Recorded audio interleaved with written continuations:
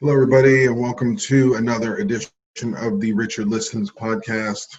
So much is happening in the rapidly changing world, and I am grateful that you are here with me, listening, supporting, connecting, and doing the same for one another.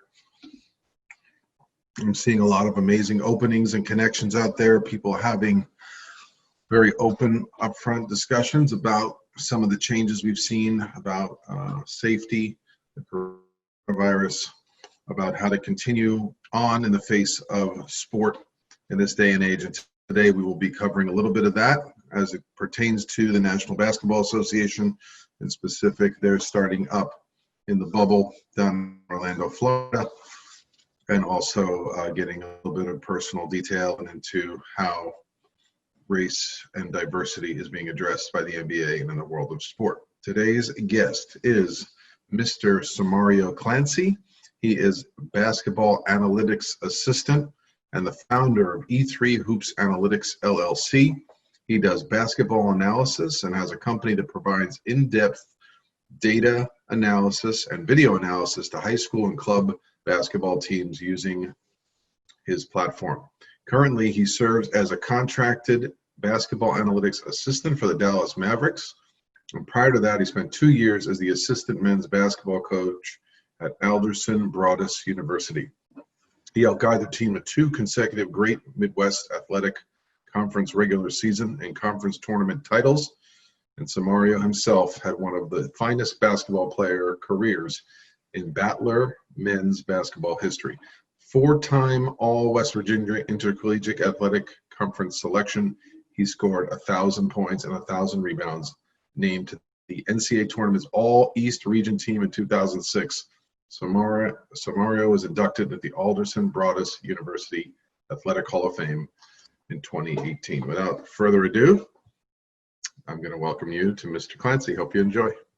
My job was to kind of educate, educate the people that I know, because I'm from a multicultural area, met all different type of races and people and diversity. And I just wanted to reach out to ones that knew me, that knows that, hey, this is a true problem in America. And if you actually love me, who I am as a man, and respect me and my character, you would feel what I'm talking about, that it could happen to anyone. And that's the issue, So wanted to reach the ones that were willing to learn, willing to change, be open-minded, to actually have a better understanding of just, how things are very different in America for, minorities.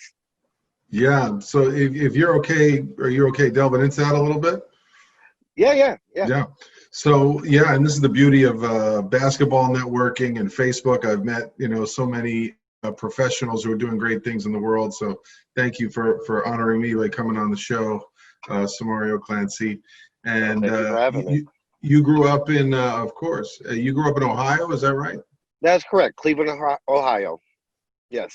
I like it. When I was there for a conference, somebody said to me, it's a Midwestern city with a big something like with a small town vibe or something like that. Small town flair, it's a large city, but you know everybody, and I grew up there, for childhood. My dad played for the Cleveland Browns.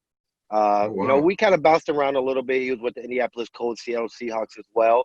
But majority of our life, especially high school, grew up at. He was in the good days, huh? The Browns. Yeah, he was a good. He was on the drive and the fumble. So you see that every other day, right? Yeah. Well, if they need some brief therapy, they can call me up. We'll do something. Oh, they need it. They still talk about it. And every time it comes on TV, we're like, man, but hey, John Elway's a bad boy, by the way. So just grew up in Cleveland, Ohio. Like I said, we lived in the suburbs, because of my dad's position. So, we experienced a lot of that growing up and basically starting out as we're able to speak, our parents are teaching us, that how cruel this world could be. So they basically have to prepare us for the unexpected, regarding the racial tension. We are always been the only basically the only black kid from all my schools until high school. So, so we had to deal with a lot of that racism, but also be thick-skinned and never let that define us. Still love everybody the way it is, but how to handle certain issues, regarding, police encounters or just racial profiling. So it was just an area that, like I said, I love it to my heart, but, just growing up in that type of environment, it makes you who you are, but you see different things than maybe the white guy, Yeah. from a white person's perspective, Yeah, we're talking about, right, white fragility. We're talking about a little bit of not understanding what's going on in the world and a lot of what's happened in our country in the last few months. And when I read your story and I heard some of the things you went through, I was in shock. I mean, I know, like, maybe for a lot of people, this is not shocking because they're experiencing it. Were hmm you protected at all being the son of an athlete, or is it like, it's like no matter who you are and where you are, it's it finds you in some way? it finds you because race is out there. So no matter what, how successful my dad was, my brother played in the NBA. He was a big time name. So we have the name, but at the end of the day, our color is what defined us in other people's eyes. So no matter what we went through, or who they were, it was going to find us because everybody don't follow sports. Number one, in my police encounters that I mentioned that I actually went through. They just looked at me as just the color of my skin in that area. Like, why are you here? Why are you driving a nice car? But basically they pulled me over because I had a Dodge Charger and they put guns to my head. Like, for what reason, right? Hmm. So we were never protected, and I don't believe anyone is. It's like with racism, they don't care about what you do. Remember the situation that happened in the LeBron's mansion when they wrote racial slurs on his gate. This is LeBron. Right. so so you're always going to be involved in it in some way, which is the sad part. We have to live our day kind of always being aware and looking at our surroundings, and we can never really truly be free, because we have a different type of I would say knowledge of the world of what we're experiencing. Of navigating. Yeah. So bring us to the present day. I mean, here we are. We're hoping that NBA is going to have a season going into the bubble. The players have talked about bringing a different message this year. What have you heard, or what do you feel will change, or what attempts are the players making to kind of represent George Floyd and social, justice being represented going forward? I mean, along with the players, but I said, like, this time it feels like it's going to make a change. Like, it feels different regarding the younger generation, the way they just pound the pavement and protest. And we're talking about the peaceful protesting to make your voice heard. So now you see on social media, but what's actually happening. But the NBA always kind of been a leader. Adam Silver always allowed the players to be themselves, to be free, to voice their opinion. So look at Kyle Korver. Milwaukee, Wisconsin always had, from, what you hear, a lot of kind of racial tension, and this guy's speaking out, and he's putting Black Lives Matters on his shirt because, yes, all life matters, but all lives are not at risk when it comes to, police brutality. And so Adam Silver just allows everybody to be free. Mark Cuban and the Dallas Mavericks organization, that's all he strives on. He wants everybody to have a voice. He's that type of owner. So Yeah, I so was going to you know ask you about that. Like, did you resonate towards the Mavericks? I mean, you're part of, you have your own company, but you also are contracted with the Mavericks. Is that right? That is correct. That is correct. Yeah. So I'm the founder, owner, co-owner now of E3 Hoops LLC, and what we do is basically it's an analytical platform that I'm designing myself to actually incorporate analytics at the high school level. So right now we're actually going to look to customize your playbooks and basically give you a basic NBA style approach to help these coaches and these players increase their IQ, increase their daily decision making, to how they're actually coaching a game, and but also tailoring it to their coaching philosophy, which is not around right now. So right now, I would say certain systems are out there, but every coach has the same metrics.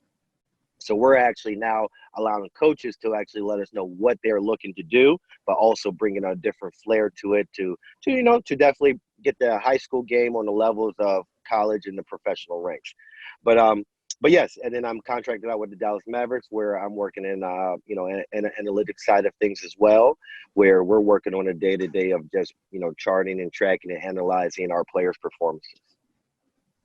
So I want to get back to Mark Cuban in a minute, but just because, you sound like you have your handle on statistics, and a lot of people out there, metrics are everything, right? So Right. are you saying that is it like you're trying to look at, I know some statistics look at who plays well on the court together, which lineups.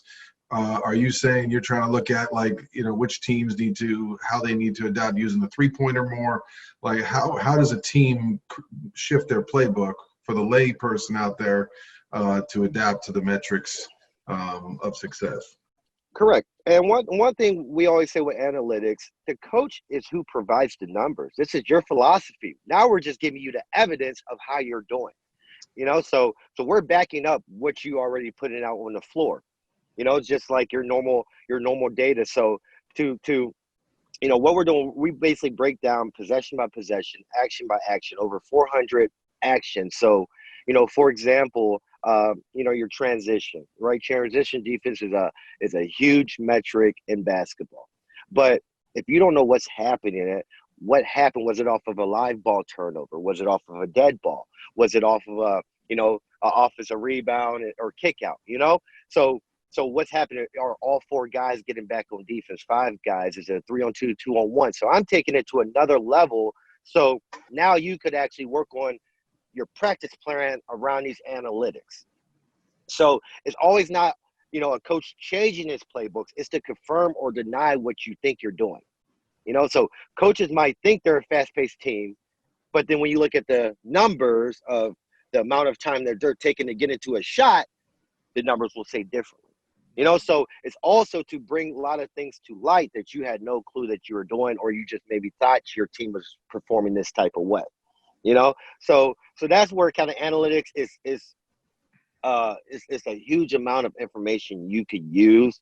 My company specifically is just working on customizing it. So what I mean by that is we study your playbook.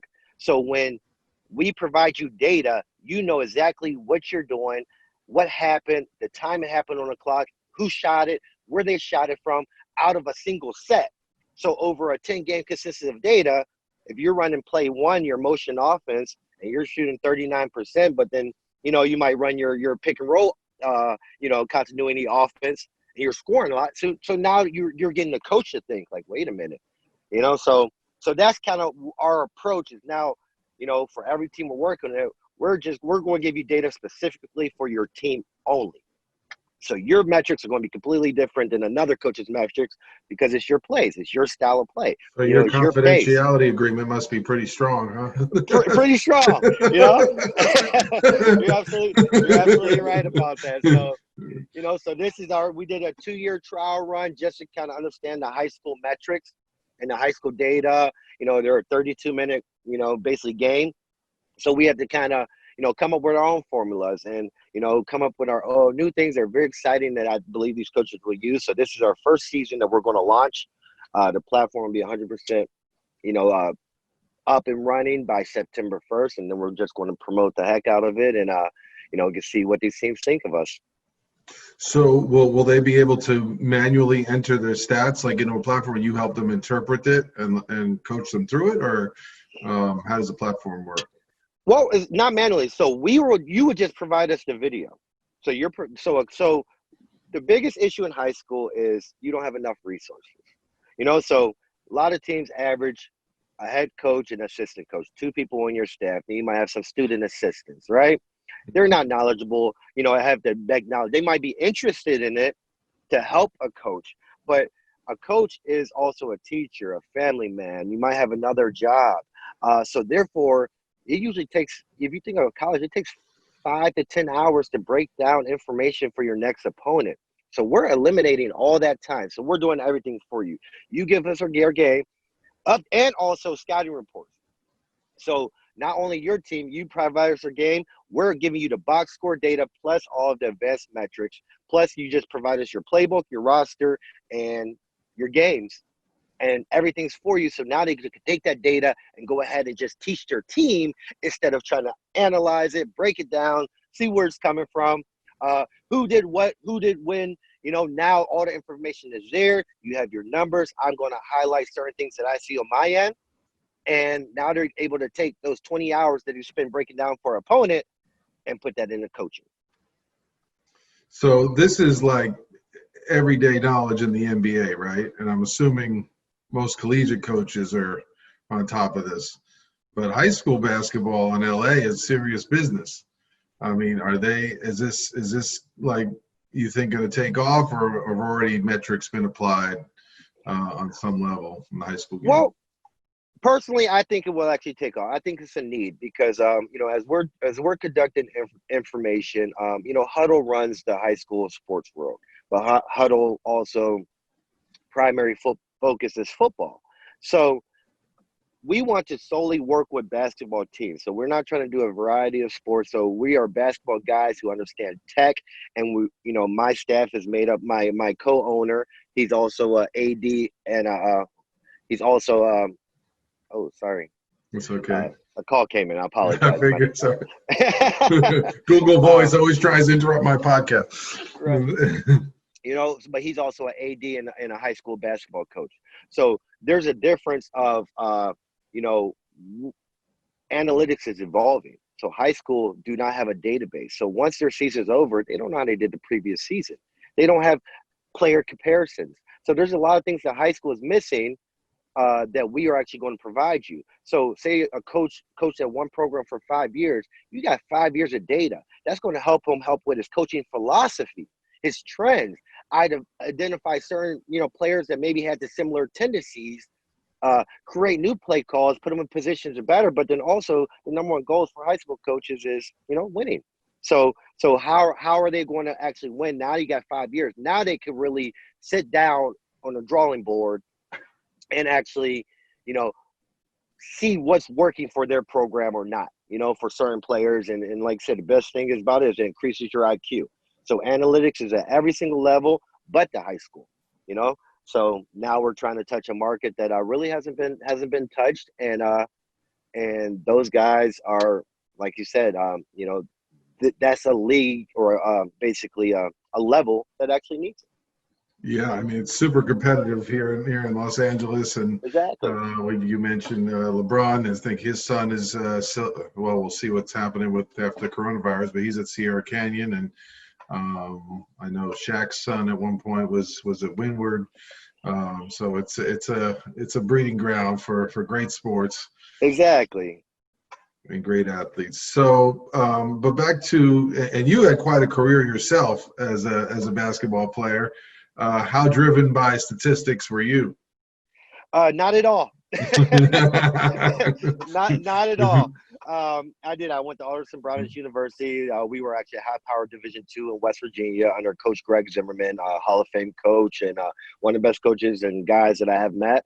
But we were, my 4 years from 2004, 2008, we were basically, Sweet 16. We won 3 regular season titles. My last year, we won a conference tournament. So we had a great program there, but at that time it's about go out and play. So the numbers kind of came later because if you think about it, Dean Oliver and the NBA has only really been around for 10 years, but heavily for the last 5 years. Now all these teams are relying on it to actually help them with the data. Before it was still, I don't know. So you might got the old school coaches that are kind of reluctant to adapt to the new style number game. But now they're becoming more aware and understanding it's not only eyes, it's not only numbers, it's now your eyes, and now you got your evidence to back up what you're seeing and what you're doing. How much of this move towards metrics has shifted some of the move towards like much more of a stretch 4? I used to be like a pound in the paint kind of guy. Like those guys don't exist very much anymore. Exactly. No, you're absolutely right. So right now, it's positionless basketball. So right now, most teams are focusing on 5 best basketball players.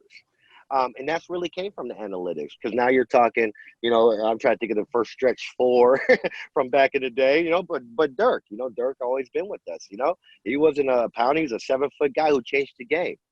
So analytics is allowing you to really put 5 great players out there, because size matters, but when it comes to shot selection, offensive rebounding, defensive rebounding, you know, if you got a 6'7" out there that will box out That's and get right. the rebounds, and your rebounding rate is not, is actually doing pretty well, now you're going to have 5 guards out there. So analytics is really just, it's evolving the game, but coaches are using that information to try new schemes, try new lineups that's helping you. And now it's, look at Draymond Green and look at these guys who, 15 years ago, they would be undersized. They wouldn't have even had a shot at the NBA, but their basketball players are high IQ guys and they know the game. So it allows them to actually get on the court. And analytics like, hey, we're going to find a position for you, because if you're creating points, per possession for us, we can use you. Has that been a big part of Golden State's philosophy in their championship run? Yeah, no, analytics and Golden State, like I said, Dallas Mavericks, Houston Rockets were like the founder of an NBA, but then the way Popovich actually took these numbers, Golden State relies heavily on their analytics department is amazing. So, it helps you with the draft for Dallas. And so that's a lot of my job is we're actually just identifying these guys in the draft who will fit our system. So, so it definitely helps them for regarding, a 3 is more valuable than a 2. Like in Houston, then in Houston situations where they want to shoot the ball within 10 seconds, run a gun, all 3s or a layup, because like a long 2 now is looked at as in, and a post move. Those are lost arts of the game. Yeah. So is the philosophy, is there maybe beyond the amount of shots that you get up, the volume over time, that making more points per possession will create more success? Is that what they would study with that, with like a lot of stretch 3s and 4s? Exactly. Points per possession is one of the biggest, so you want to definitely, capitalize on any possession you actually get. So, so with that is more shots, but it's quality of shots. It's quality of shots. Like when I come and take a floater, at the free throw line, or as I drew 2 defenders, I'm kicking out to the open man for a 3. So it's really, it really is, is both ways, but you have to basically, make the right decision. And that's all we're trying to do, make the basketball decision, but without giving too much on the players. So that's why the coach's job is to be able to analyze and break down this information, because a player is habitual. They're just thinking. So now you have to practice it and practice it and practice it. Like, hey, when you get into the lane, these are your options, And if you see this guy's kicking it. Oh, sorry, go ahead. No, I'm just thinking back to Draymond, because I saw him at Michigan State. I'm sure he always had some degree of ball handling skill, but he was a big man. He was a post man, and then so it probably took, I could just hear the coaches in practice probably tell him, you got to take that 3, right? If you're open, right, that he was going to be the open man on the rotation, and they need him to practice. So that's when a player, right, gets more confidence in practicing. This is my new role. This team needed me to take this shot. No, you're absolutely correct. I don't know his numbers of 3s he shot in there, but hey, if you're open, shoot it. So basically, to get the confidence, you got to work on it every day, because you have Clay, you have Steph, at that time you had Harrison Barnes. So we're talking when we first came in the league. So they're drawing a lot of players. So number one, if you're open, you better shoot. So work on your game, because you're going to get a lot of wide open 3s. Which will give us more value than if you're on the block or just passing it. It's sad for me as a traditional guy on the block, but I get it. Right. It's like the Olajuwons and Shaqs and who's pounding? Who wants to pound on the block? I'm just standing in the paint by myself. Exactly. We got to adapt, sink or swim. But Samario, so back to choosing to work with Mark Cuban as an entrepreneur, choosing value-based organizations that represent the change you want to see. How did you get drawn towards the Mavericks, and what do you see them doing that's maybe a model for other teams to follow? Can you repeat the last part of the question? I'm sorry. Oh, how do you see maybe Mark Cuban or the Mavericks as a model that other teams could follow in terms of being sensitive to racial diversity in the NBA? Exactly. And to answer your first part of it, they provided me my first opportunity to work with an organization.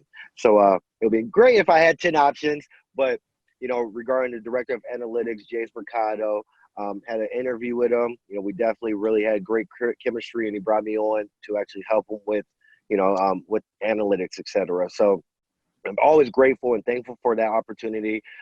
You always heard about how the Dallas Mavericks handle things because of Mark Cuban. You know, he's a guy he's just a stand-up guy. He's a player guy. He relates to everybody. So you see Mark Cuban in the offices every single day, just messing around with the players, talking to you, conversating, teaching them, et cetera. So he's always a hands-on guy. So that's the way.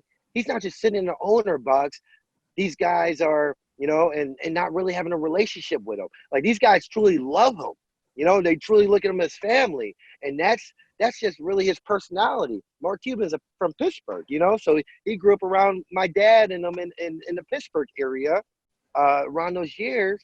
So he's just, he's like, really, he acts like he's just a normal guy, not Mark Cuban. He's just coming in the office, he's talking basketball, he's very passionate, but also, in my eyes, he's aware. He understands the pain of African Americans. He understands this league is made up of 80% of African Americans. So if you don't actually support these players, you don't have a league.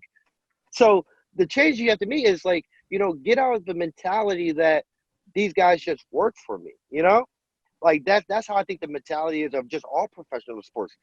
Football, It's been baseball. prevalent in football, right? A lot more separation in football. Exactly. Yeah, baseball, big separation between the players and owners. I don't know what mess that was. 60 games? I don't know what this is. It's just what kind of season is this, right?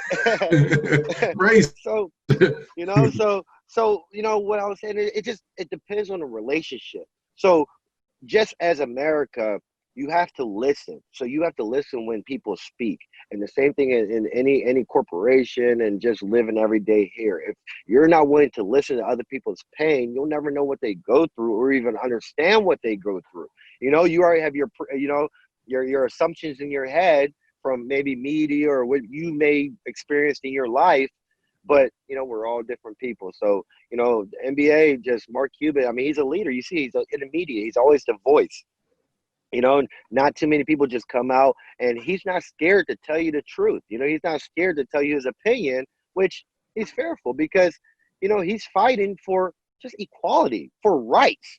It's not about money, in a sense why he's doing it. He's doing it out of love, out of passion. This is how he grew up, his character, which that's why he has so much respect among the, the sports world and the world in general.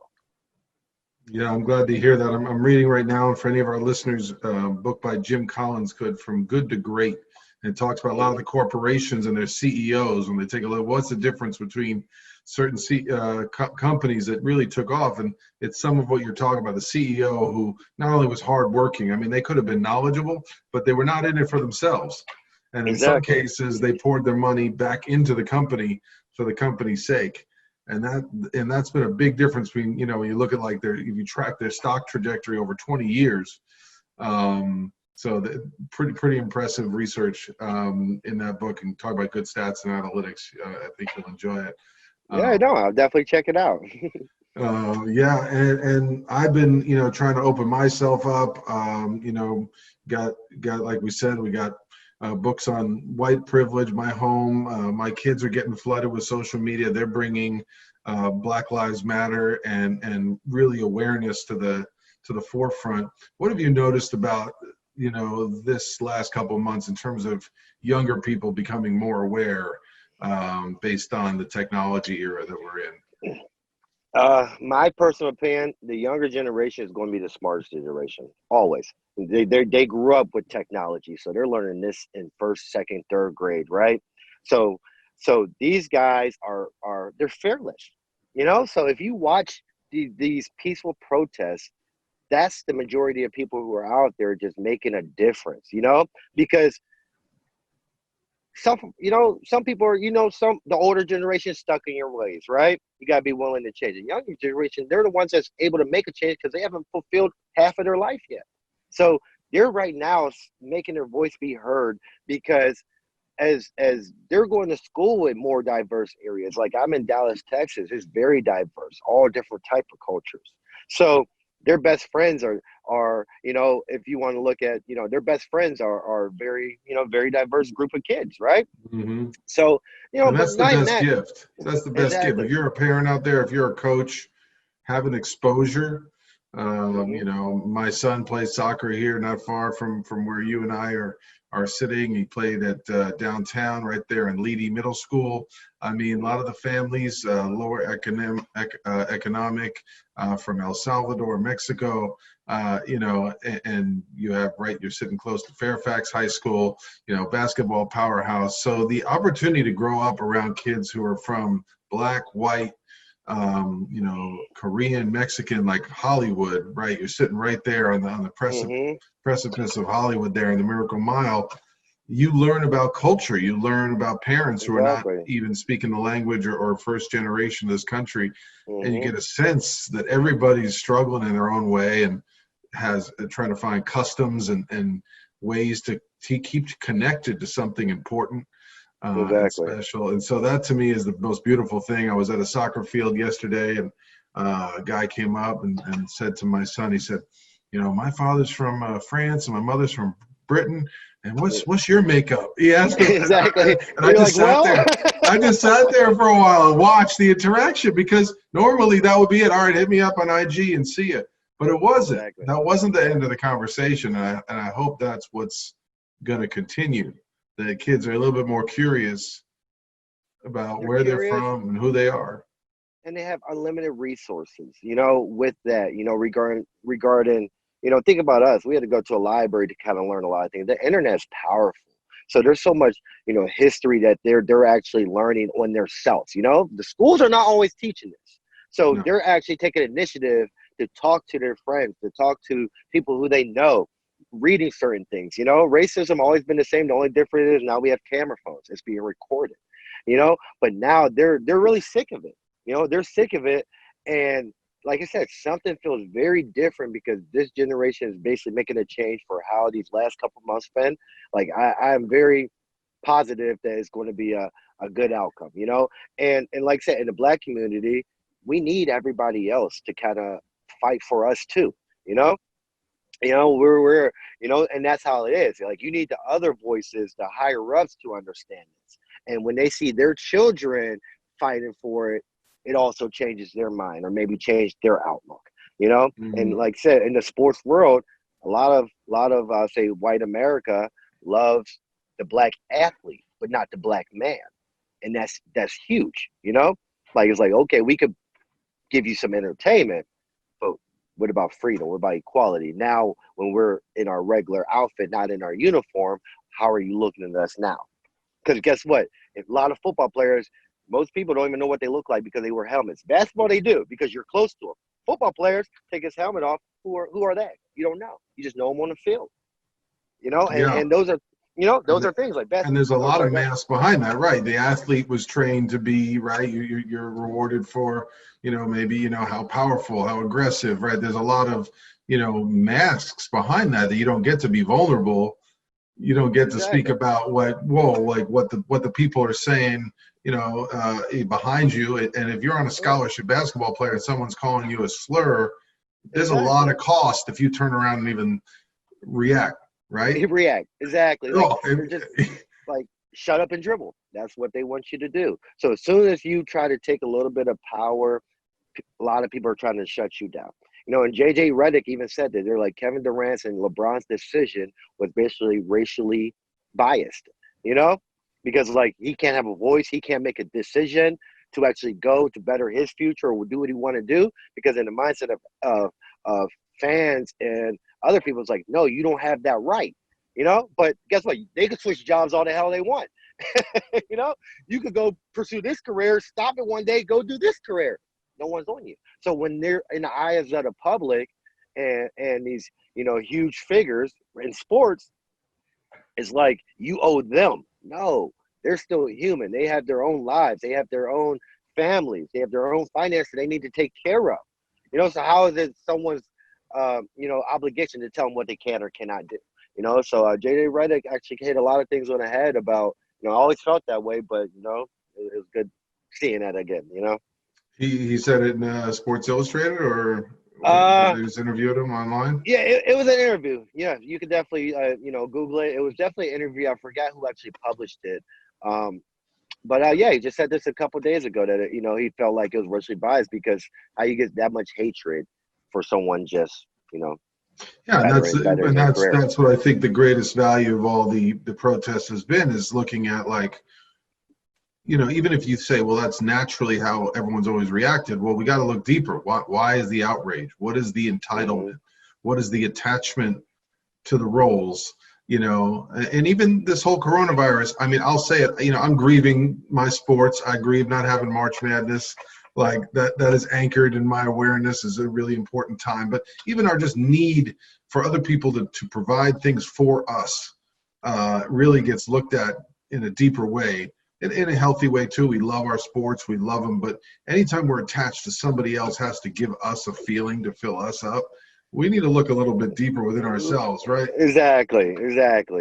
It's like what's lacking? Because I look at a situation like what makes you want to be that way. Like I can't fathom it, so I can't put myself in a position.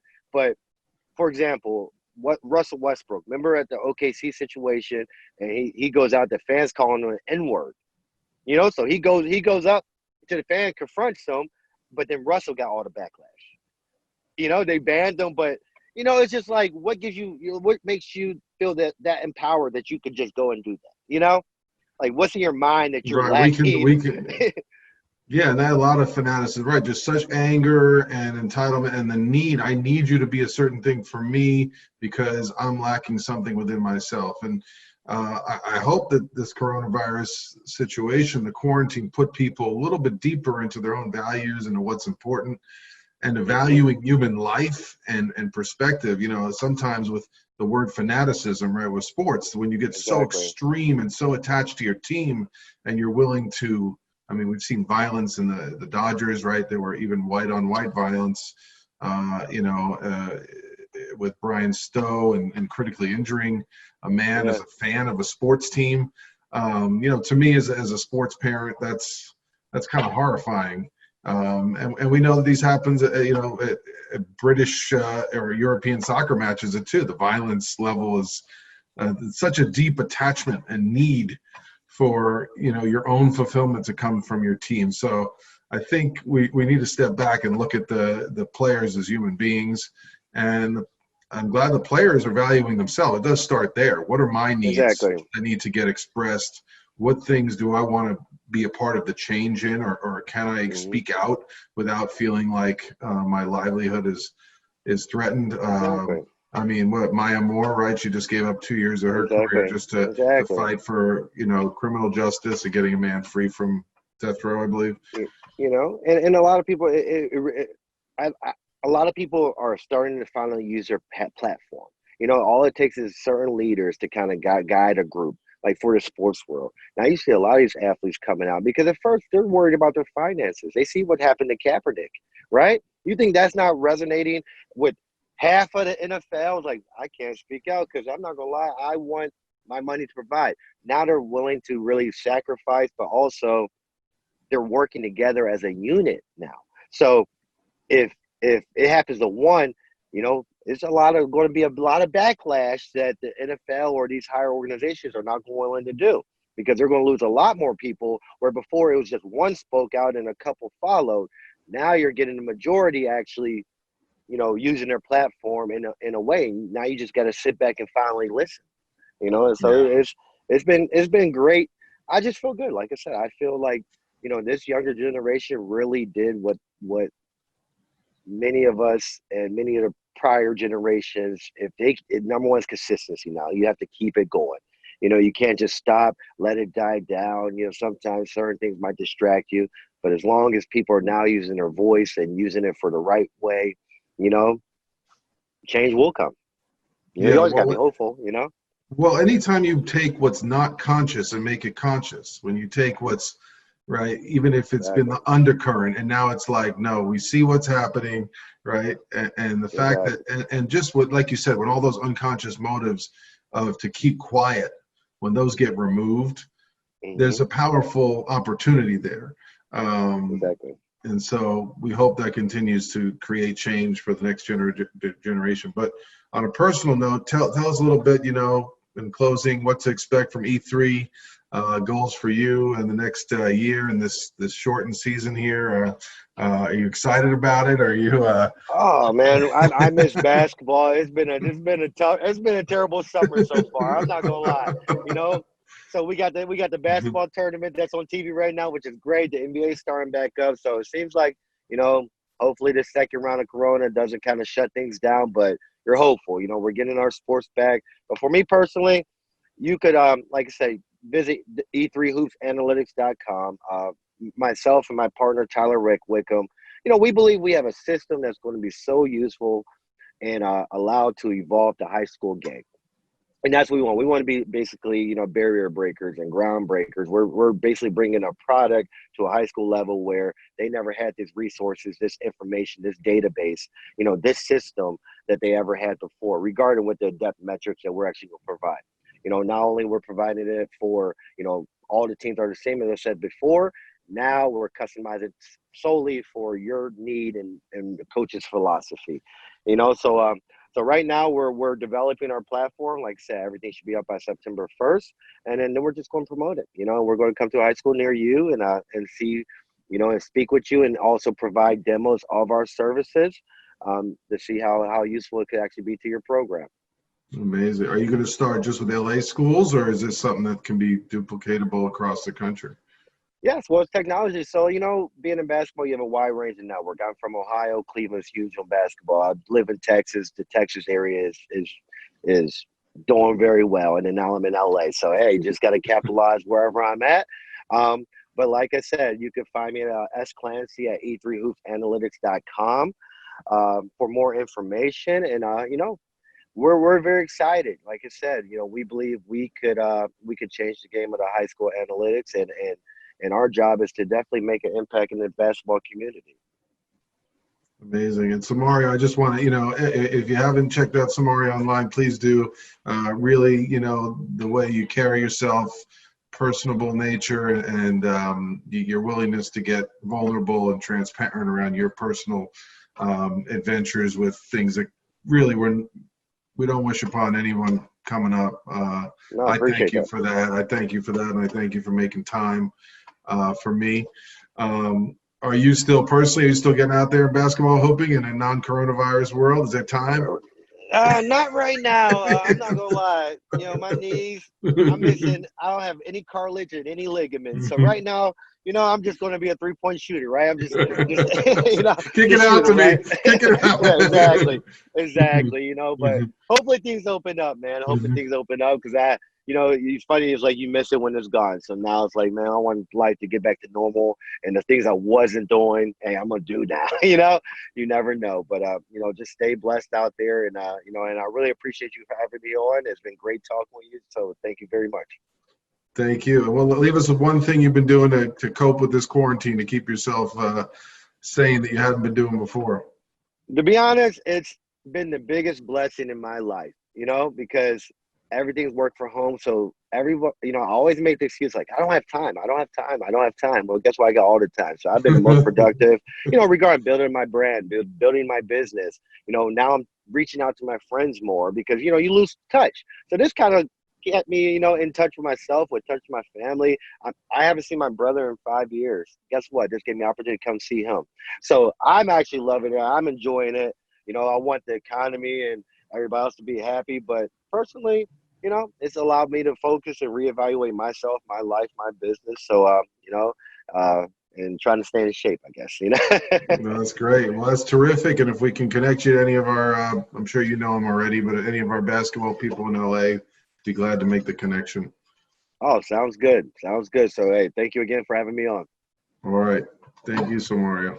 Well, that was a real treasure, Mr. Samario Clancy, former D2 baller, 1,000 points, 1,000 rebounds. I love it. I wish I could play some ball with him right now, maybe in a post-corona quarantine realm. we'll get that chance. So again, thanks to all of you for tuning in. I thank you for bringing your time, committing your energy, and being part of my tribe of people who love sports but love personal development, sports psychology, and overall healing and progress in the world we live. So looking forward to seeing you on the next round. I'm Richard Listens, and I'm out. Take care, everybody.